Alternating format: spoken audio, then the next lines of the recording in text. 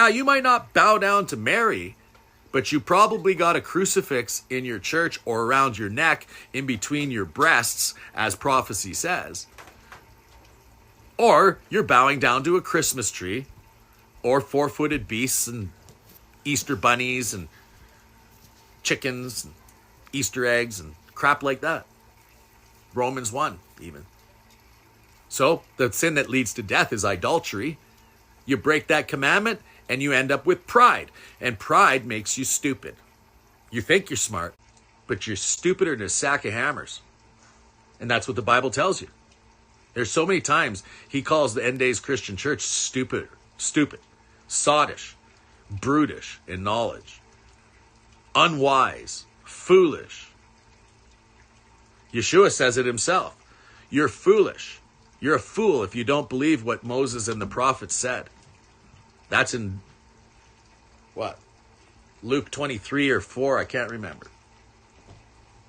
And when you read the Bible and the truth sets you free from the lies, that's what, doesn't that make sense? That scared me.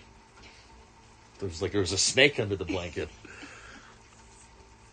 Truth sets you free from lies.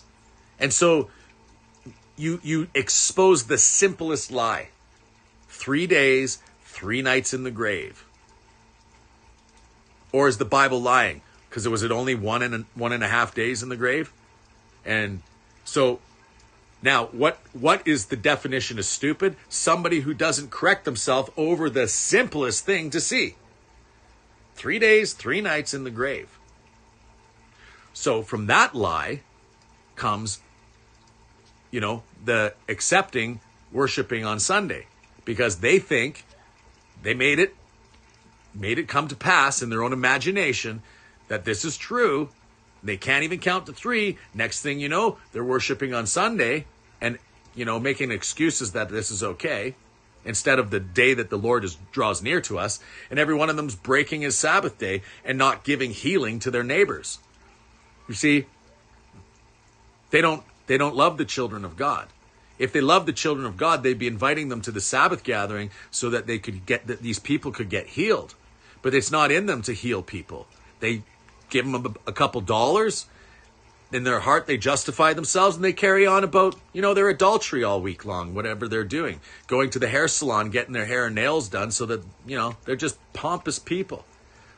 Selfie queens and fools, disgusting, trash, really, just trash.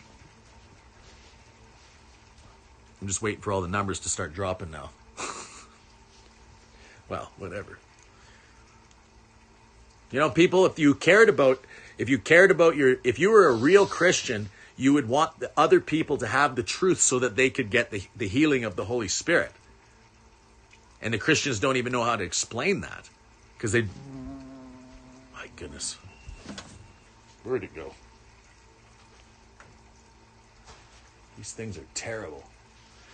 It's the Holy Spirit that does the cleansing. Through the foolishness of preaching, God is the one that does the increase. So that's how he does it, through his Spirit of grace and truth. People don't believe that God is capable. See, a lot of people actually believe they have the Holy Spirit, but that's that other spirit that everybody was warned about. It's called the spirit of whoredom and the spirit of error, which is stupidity. That's there. And it comes like an angel of light through your Christmas. And now it's like you're diseased now with an evil spirit. And you don't even know it because you think that it's a spirit of light. But it produces all the evil fruit that the Bible talks about. The covetousness and the lovers of pleasures more than lovers of God. The disobedient, the children of disobedience, the children of God's wrath.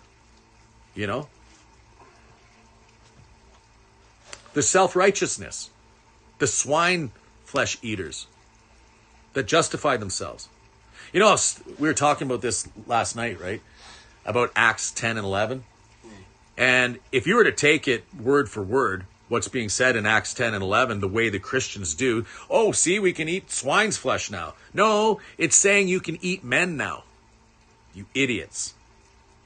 You're allowed to eat people now. That's what that's saying. Call no man unclean. Kill and eat, Peter. You see, there's a depth to what he's saying there. The Christians just want the quick fix so that they can eat their pork chop. And they're bacon. And prophecy says in the last days, Isaiah 65 and 66, that all those people, you're going to get cooked. You're going to be the bacon. Because you're causing other people to sin.